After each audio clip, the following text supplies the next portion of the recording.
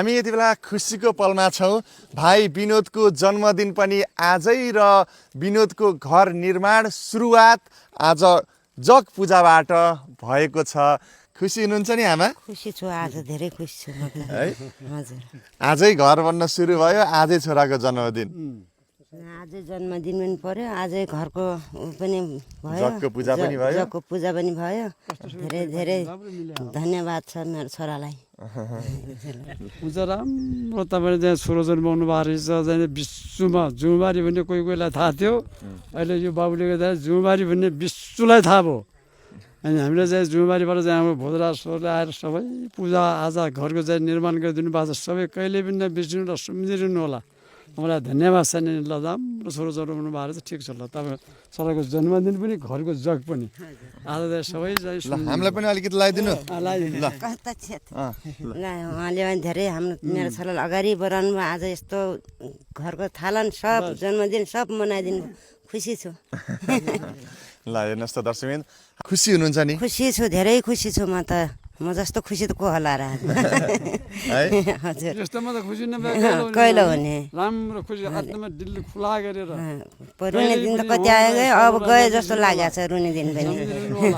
खुसी छु। अनि विनोद, के भन्न चाहन्छौ यो खुसीको पलमा?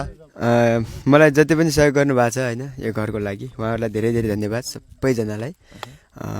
त्यही भएर अब यस्तो घर कहिले बनाउँला, कहिले यस्तो आमा बुवाहरूलाई बसाल्नुमा भन्ने लाग्थ्यो होइन। दिनरात सोचमा पर्थ्यो, तर आज पुरा हुँदैछ बिस्तारै र छिट्टै पुरा हुन्छ। अब तपाईँहरूले गर्दा सबै तपाईँहरूको टिमहरू, उहाँ श्री दाई, नवीन दाई, अनि हाम्रो सन्दम दाई, सबैलाई धेरै धेरै धन्यवाद भन्न चाहन्छु।